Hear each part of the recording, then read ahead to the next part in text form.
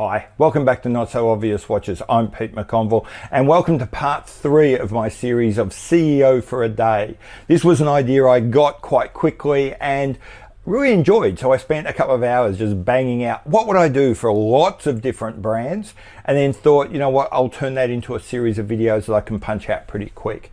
So that's what I'm doing. The setup is, what would I do if I was the CEO of these brands for one day and I got to do one thing that would change the future of the brands? The brands we're talking about today are Bremont, Breitling, Hanhart, Vacheron Constantine, and a pair of brands, Muhle Glashutte and Certina. 2 brands around the same point in the Swatch group, but not really particularly big brands. Anyway, if you're interested in my ideas, see you on the other side of the intro and we'll get into it.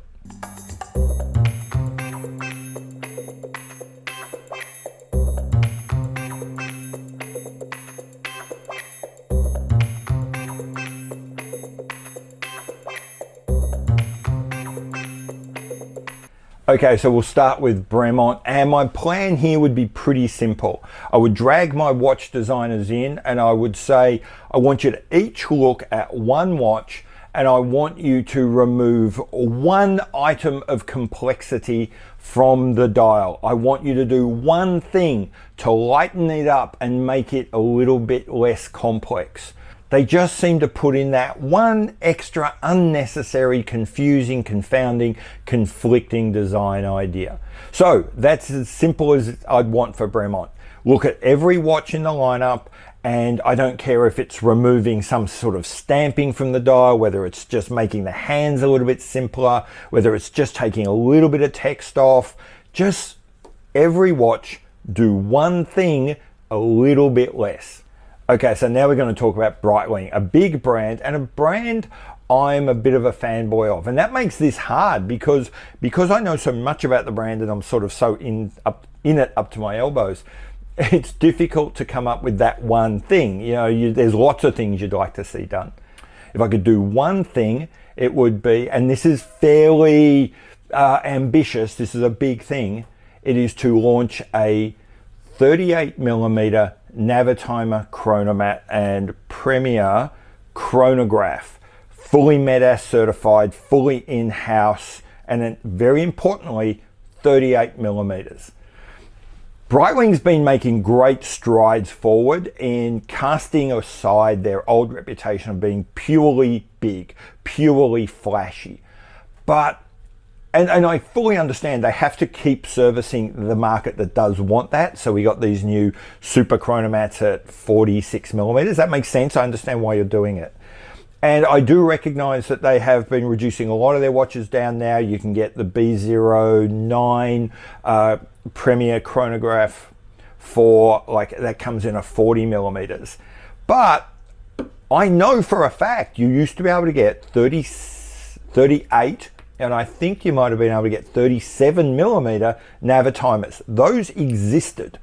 And in a world where enthusiasts are wanting small watches, want to go downsize, I think that Breitling having a movement, having a watch in that category, which is historically accurate, would be the next big step for them, would really show that they've embraced this modern small aesthetic and would open up the brand to another community of people that had kind of turned their backs on it. I threw a little trick in on the end of going for MEDAS certification.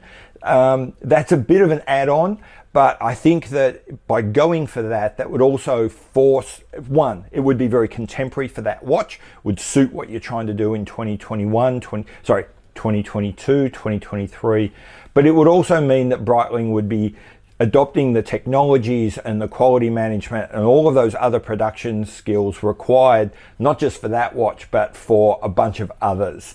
So I've kind of built 2 changes into one there. Okay, so I'm going to jump down to a very small brand a lot of you might not have heard of, Hanhart, a middling to entry-level German brand concentrating predominantly on chronographs with a fair bit of history in that space. However, in a way, that's the problem, and that's where I think they need to work. They are such a chronograph heavy company, which is fine, except that it really constrains what they can do. Not that many people want chronographs. I think it's fantastic to have them. It's fantastic that they be the top end of your range. However, I think Hanhart need to take a leaf out of Breitling's book and realize you can be predominantly a chronograph company and support that by having some really killer 3-hander and 4-hander watches that bring people into the brand. And that's where Hanhart falls short. It's got a wide range of old and new monopusher and normal chronographs, but it's got very few watches to lead into that, to support that line. And I think that's what they need. So if I was in charge of Hanhart for one day, the thing I would want is all of my efforts to go into developing a killer, modern 3/4-hander in the spirit of their Primus chronographs that underpin and support and help drive that entire collection forward. Okay, so now Vacheron Constantine, probably in terms of numbers produced, maybe not a whole lot bigger than Hanhart, but at the value of what they produce, a way bigger. And also, most of you will have heard of them. Okay, so what would I do for them? It's actually pretty simple. I want them to produce a true sports watch from a haute horology company, from one of the Trinity. This year they released the Overseas Everest, that titanium version of the Overseas, only 150 items of each, and people lost their minds. The internet went weird. It was on everyone's best of list for this year. And it's a good looking watch, but I think more than anything, people were so excited to see a true sports watch from a Trinity brand. Now, some of you are going to be saying, what do you mean there's the Nautilus and the Royal Oak? Yeah, they're kind of sports watches, but they're not really. Some of you might even go further and say, well, what about the Royal Oak Overseas? That even comes as a diver. Yeah, sort of, but here's my take. Those watches, the Nautilus, Aquanaut, Royal Oak, Overseas, they're sports watches in the same way, meant for sport, in the same way as a sports coat is meant for sport. Not really.